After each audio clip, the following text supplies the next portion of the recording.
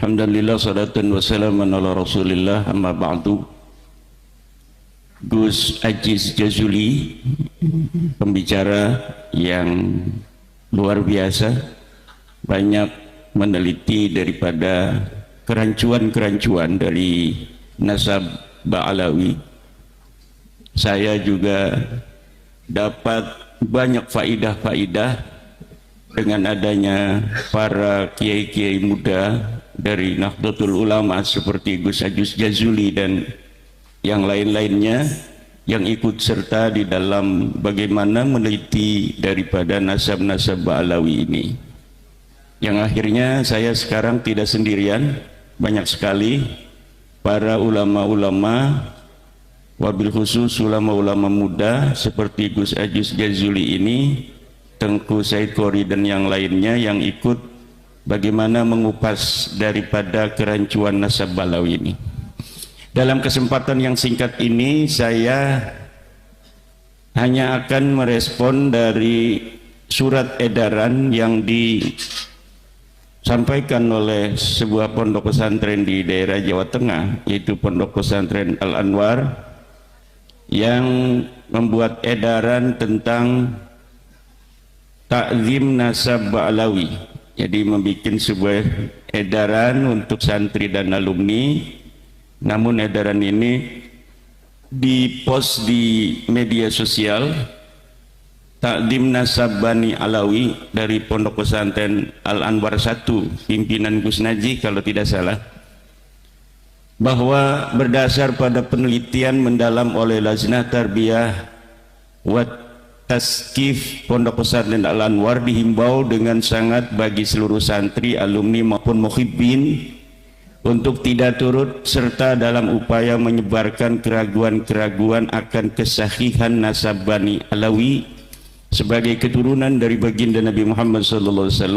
Hal tersebut setidaknya pada 6 alasan utama. Jadi ada 6 alasan utama yang dikemukakan oleh Pondok Pesantren Al-Anwar dalam bagaimana harus mengakui daripada kesahihan nasab Ba'alawi, dan inilah yang akan saya coba untuk menjawabnya. Yang pertama, alasan beliau, alasan daripada edaran dari Pondok Pesantren Al-Anwar ini, bahwa tidak ada ulama yang mensyaratkan kitab sezaman.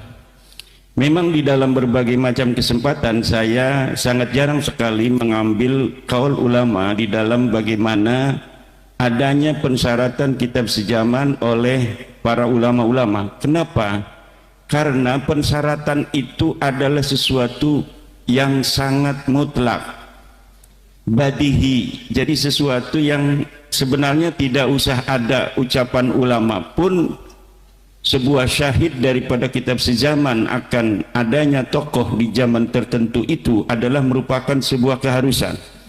Tetapi baiklah, saya akan berikan sebuah ucapan dari ulama tentang bagaimana para ulama mensyaratkan kitab sezaman bagi sebuah nasab atau bagi sebuah tokoh dalam sejarah. Seperti dalam kitab Risalah fi Ilmil Ansab dikatakan bagaimana Syekh Al-Husain bin Haidar Al-Hashimi mensyaratkan adanya kitab sezaman bagi sebuah nasab. At-Tariqus Sani Kutubun Nasabin Al-Abdalil Ulama'i Siqatil Muhaqqiqin Al-Asbatil Lati lam talhaqha aydil huwatil abithina والضعفاء المتروكين والوضاع الكاذبين لا سيما إن كانت مشهورة منتشرة. أما إن كانت مخطوطة فيجب التثبت من الخطوط ومقابلة النسخ المخطوطة. ومتى عرف خط النسابة المحقق الثقة فإنه يعمل به ويكون مستندا شرعيا وعليه العمل في القديم والحديث وكذا العمل بالوجادات. Ini ada dalam kitab Rasail fi Ilmil Ansab halaman 105, bahwa di antara metodologi bagaimana kita menetapkan nasab adalah dengan adanya yang mengambil sebuah nasab dari sebuah pengakuan lalu dicatat tetapi muhaqqiqin itu adalah man asbatad dalila bid-dalil. Orang yang apabila mendapatkan sebuah nasab, dia tidak akan menuliskannya kecuali setelah diperiksa nasab itu menurut ilmu nasab, ilmu yang dia peroleh dari kitab-kitab nasab tentang benar atau tidaknya sebuah nasab. Yang kitab-kitab itu tidak dijamah oleh tangan-tangan para orang yang berhawa nafsu, yang bermain-main terhadap nasab, yang lemah, yang ditinggalkan, yang para pemalsu, yang para pendusta. Ini syarat daripada kitab yang harus dijadikan rujukan di dalam setiap masa untuk kesahihan nasab adalah kitab-kitab yang belum dijamah oleh tangan-tangan orang-orang yang punya hawa nafsu, orang-orang yang punya keinginan memalsu dan pendusta. La siyama in kanat masyuratan muntasiratan, apalagi kitab itu yang sudah masyhur dan sudah tersebar, kitab yang mu'tamadah, kitab yang mu'tabarah dalam istilah Nahdlatul Ulama. Amma in kanat makhtutatan, kalaulah kitab itu masih berupa manuskrip, fayajibut tasabbutu minal khututi, maka wajib diadakan pendeteksian, pemeriksaan validitas daripada manuskrip itu, apakah ia orisinil, apakah dia ini manuskrip palsu. Dengan cara apa? Dengan cara muqabalatun nusakhil makhtutah, dibandingkan antara satu manuskrip dengan manuskrip lainnya. Manuskrip kitab As-Suluk misalnya ditulis oleh seorang penusah, kemudian ditulis lagi oleh seorang nasakh, ditulis lagi oleh seorang nasakh yang lain, kemudian dibandingkan mana yang kira-kira ini mu'tamadah, mana yang kira-kira sudah ada interpolasi, mana yang kira-kira sudah ada pemalsuan di sana. Wa mata urifa khattun nasabah, dan ketika sudah ada sebuah tulisan ahli nasab al-muhaqqiq yang dia itu ahli tahqiq dalam sebuah kitab yang dia bisa dipercaya kitabnya itu, fa innahu yu'malu bihi, maka kitab itu dijadikan rujukan. Fa innahu yu'malu bihi, maka kitab itu dijadikan rujukan. Seperti kitab Asy-Syajaratul Mubarakah yang telah ditahqiq, yang dikarang pada 593 Hijriah atau abad ke-6, dikatakan bahwa Ubaidillah itu bukanlah anak Ahmad, berdasarkan bahwa di dalam kitab itu disebutkan anaknya Ahmad bin Isa hanya 3, yaitu Muhammad, Ali dan Husain. Itu yu'malu bihi, dikerjakan karena apa? Kitabnya sudah ditahqiq. Wa yakunu mustanadan syar'iyan, dan dia menjadi sandaran secara syar'i, wa alaihil amal, dan harus dilaksanakan, harus dijadikan rujukan fil qadimi wal hadis, baik untuk nasab yang dahulu maupun nasab yang sekarang.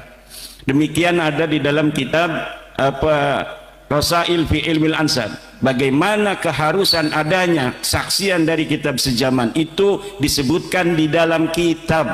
Contohnya adalah kitab Rasail fi Ilmil Ansab. Yang kedua adalah kitab dari Muhammad Mahdi Sayyid Hasan Al-Khurasani, namanya kitab Muqaddimah Al-Muntaqilah At-Talibiyah. Dikatakan di dalam kitab itu bagaimana kitab sejaman itu diperlukan. Sahihun nasabi huwa alladhi sabata 'inda an-nasabina bi syahadati wa qubila 'ala al-masadirin nasabiyyah fa nassa 'alaihi suyukhun nasabi aw sa'irul ulama'il masyhurin bi taqwa wal wara'i wal amanati fa kana thabitan bil ijma'. Kesahihan nasab adalah yang telah tetap bagi para ahli-ahli nasab dengan apa? Dengan syahadah, adanya kesaksian-kesaksian. Wa qubila, dan dapat dirujuk alal masadirin nasabiyah, terhadap kitab-kitab nasab. Jadi dirujuk pada kitab-kitab nasab. Apabila ada susunan nasab kemudian dirujuk dalam kitab nasab, ditemukan dalam setiap masa dari nama-nama itu, misalnya untuk orang yang ada di tahun 2000 maka dilihat di dukcapilnya. Untuk yang dia hidup di tahun 1900 dilihat dalam kitab-kitab yang ada di tahun 1900. Untuk orang-orang yang hidup di tahun 1000 maka dilihat pada kitab-kitab yang ada dicetak di tahun 1000 atau ditulis di tahun 1000. Demikian seterusnya. Dan setelah diadakan pemeriksaan dari kitab-kitab nasab keturunan Rasulullah dari nasab Ahmad bin Isa, maka tidak ditemukan bahwa Ubaidillah ini sebagai keturunan Rasulullah. Ubaidillah ini adalah hidup di zaman atau di tahun 383. Dia meninggal tahun 383, berarti abad keempat. Tidak ada abad-abad di abad keempat itu kitab-kitab nasab yang menyebutkan dia sebagai turunan Rasul. Tidak ada di dalam kitab-kitab nasab disebutkan dia sebagai anak Ahmad bin Isa. Nah, oleh sebab itu maka kitab nasab, apa yang dikatakan oleh edaran Pondok Pesantren Al-Anwar itu bahwa tidak ada pensyaratan dari ulama terhadap kitab sejaman, itu tidak benar. Karena ulama-ulama nasab jarang sekali membicarakan itu, karena memang itu adalah syarat utama yang sangat urgen, sehingga tidak perlu dikatakan. Tetapi untung masih ada ulama yang mengatakan itu. Misalnya orang-orang yang ngaji kitab Tuhfatul Muhtaj nggak bicara lagi hal-hal yang sepele-sepele seperti yang ada dalam kitab Matan Takrib. Tetapi untung di dalam kitab-kitab gede itu masih ada yang bicara tentang furudul wudu dan lain sebagainya, sehingga nanti orang-orang bodoh tidak mengatakan ketika tidak disebutkan berarti itu tidak ada dan lain sebagainya. Ketika tidak disyaratkan berarti tidak menjadi syarat. Itu tidak demikian. Kenapa tidak disebutkan menjadi syarat? Karena memang itu syarat utama yang tidak perlu lagi disebutkan. Kalau saya ingin dikatakan saya hadir pada tanggal 12 November 2023 di Pondok Pesantren Buntet, maka saya harus mempunyai saksi internal dan saksi eksternal. Saksi internal saya adalah tadi saya foto-foto selfie. Saksi eksternalnya adalah YouTuber-YouTuber ini yang merekam keberadaan saya di Pondok Pesantren An-Nadwa Buntet. Kemudian setelah 100 tahun lagi, apabila ada orang mengatakan bahwa Imaduddin Usman berada di Buntet, maka ini bisa dirujuk benar ataukah tidak. Ketika dilihat di dalam tulisan-tulisan orang yang hari ini hadir, kemudian dia mencatat di dalam buku-bukunya bahwa saya menghadiri pada tahun 2023 tanggal 12 November di Pondok Pesantren Buntet, saya hadir di sana dalam acara Kongres 1 Perjuangan Wali Songo dan dihadiri oleh Ki Haji Imaduddin Usman Al-Bantani, maka itu sudah menjadi data sezaman karena ditulis oleh orang yang hadir pada saat saya hadir di sini. Itu namanya data primer. Kalau misalnya nulisnya besok, itu sudah data sekunder. Tanggal 12 hadir, kita nulisnya tanggal 13. Nah itu kan hafalan, ingatan bisa jadi benar, bisa jadi enggak, walaupun baru sehari. Tapi kalau setiap hari dituliskan, itu namanya data sekunder. Kalau yang nulis itu dia namanya data sekunder yang internal. Kalau ditulis oleh orang namanya data sekunder atau data primer yang eksternal. Demikian. Kemudian juga di dalam surat edaran itu bahwa meyakini nasab Ba'alawi adalah melanjutkan manhaj taslim dan percaya pada para ulama. Taklid itu ada dua, saya jawab demikian. Pertama, taklid itu maknanya adalah al-amal biqaulil ghair min ghairi hujjatin minal hujajis syar'iyyatil mulzimah, ay min ghairi dalilin qaimin ala hukmihi au hujjiyatihi. Bahwa taklid yang pertama adalah mengerjakan ucapan orang lain tanpa hujah dari hujah-hujah syar'iyah yang menetapkan, tanpa adanya dalil sama sekali. Yang kedua adalah mengamalkan ucapan orang lain, seorang mujtahid, tanpa mengerti dalilnya. Dia tahu ada dalil tapi dalilnya nggak dimengerti oleh dia, tapi dia mengikuti. Nah yang pertama itu taklid yang tidak boleh. Taklid yang kedua ini boleh. Taklid yang pertama itu sudah tahu dia bahwa itu tidak ada dalilnya, lalu dia mengikuti, itu tidak boleh taklid yang demikian. Kemudian kita tahu itu ada dalil tapi kita tidak terlalu paham karena mungkin keilmuan kita tidak sampai ke sana, maka kemudian kita mengikutinya dengan tahu ada dalil tapi kita tidak mengerti dalilnya. Taklid yang kedua inilah yang boleh. Sedangkan nasab Ba'alawi ini, kalau kita taklidi Ibnu Hajar Sebenarnya Ibnu Hajar tidak menyebutkan apa dalilnya dia ketika menuliskan Nasab Ba'alawi ini. Bahkan beliau mengakui di dalam kitabnya bahwa beliau tidak bertemu dengan orang yang disebutkan itu. Yang diakui sebagai gurunya itu, beliau tidak bertemu dengan ulama itu, Abu Bakar Al-Idrus. Lalu berdasar apa kita meyakini bahwa nasabnya itu sahih? Lalu kenapa Ibnu Hajar mencatat? Ibnu Hajar mencatat karena husnudzon, karena murid-muridnya daripada Abu Bakar Al-Idrus ini orang soleh-soleh, apalagi gurunya. Kalau gurunya soleh, masa iya dia itu berbohong terhadap nasabnya? Lah itu tidak bisa kita jadikan sebuah rujukan karena Ibnu Hajar tidak menyebutkan hujiyahnya. Bagaimana dia menetapkan itu? Kalau seorang ulama mengatakan bahwa nasabnya sebuah kabilah ini adalah nyambung pada Rasulullah, dikarenakan 1, 2, 3, 4 disebutkan alasannya, baru kita ikuti. Sedangkan Ibnu Hajar tidak menyebutkan alasan-alasan itu. Ini bisa dilihat di dalam kitab At-Takrir wa Tahbir. Ini dalam kitab usul fikih.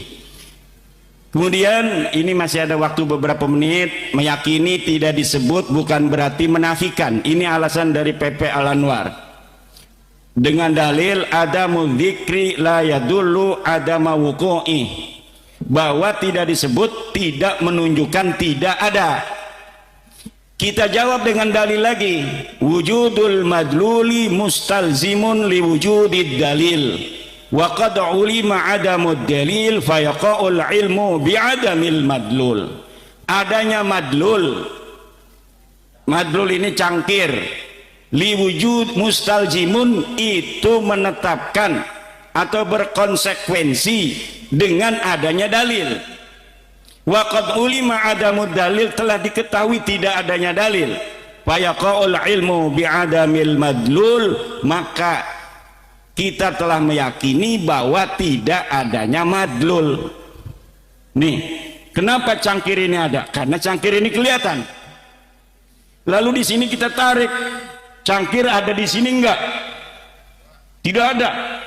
Ada, sebenarnya ada ini. Cuma tidak kelihatan. Tidak bisa, bos. Tidak bisa. Waqad ulima adamu dalil, telah diketahui bahwa tidak kelihatan itu adanya cangkir. Tidak kelihatannya cangkir menunjukkan bahwa cangkir itu tidak ada di sini. Adanya nama Muhammad bin Ahmad bin Isa menunjukkan bahwa Muhammad ini betul anaknya Ahmad bin Isa. Mana dalilnya? Ada di dalam kitab Syajarah Mubarakah, ada di dalam kitab Tahdhibul Ansab yang mengatakan pada abad kelima bahwa Muhammad punya ayah namanya Ahmad bin Isa. Adanya dalil dalam kitab itu menunjukkan Muhammad itu betul-betul anak daripada Ahmad bin Isa. Lalu ketika Ubaidillah tidak disebutkan oleh kitab itu, Tahdhibul Ansab tidak menyebut, kitab Muntaqilah Thalibiyah tidak menyebut, kitab Al-Majdi tidak menyebut, abad ke-6 Syajarah Mubarakat tidak menyebut, abad ke-7 tidak menyebut, ke-8 tidak menyebut, 9 tidak menyebut bahwa Ubaidillah anak Ahmad bin Isa. Itu menunjukkan apa? Menunjukkan bahwa dia bukan anak Ahmad bin Isa. Kenapa tidak ditulis? Ya karena bukan anaknya. Karena tidak ada orangnya aja, tidak ada, gimana ditulis? Ada yang mengatakan kiai dari Banten, coba sebutkan abad ke-5 sampai abad ke-9 ulama siapa yang menolak Ubaidillah sebagai anak Ahmad bin Isa? Tidak ada, kata saya, yang menolak Ubaidillah sebagai anak Ahmad bin Isa. Kenapa tidak menolak? Karena memang tidak ada. Bagaimana orangnya tidak ada kok ditolak? Kalau ada misalnya ujuk-ujuk ada orang ngaku datang ke Cinangka, saya anaknya Kiai Yusuf Mubarak, cek Yusuf manusaha,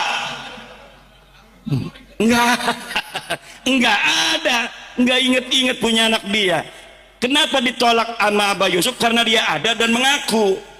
Nah kalau Ubaidillah kenapa nggak ada yang nolak itu selama 5 abad? Karena memang di abad ke-5 sampai 9 orangnya tidak ada, tidak tercatat dan tidak ada, makanya tidak ada yang nolak.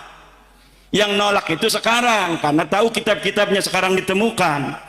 Kitab abad ke-5 ada, ke-6 ada, ke-7 ada, ke-8 ada, ke-9 ada, semua keturunan Ahmad bin Isa dicatat. Yang nggak dicatat cuma Ubaidillah. Menunjukkan apa? Karena Ubaidillah bukan anak Ahmad. Karena ini udah maghrib, pertanyaan-pertanyaannya ini mungkin nanti, ini juga belum selesai, ini masih banyak sekali dari Ponpes Al Anwar. Ada 6 poin, mungkin dalam kesempatan lain akan saya jawab. Demikian karena sudah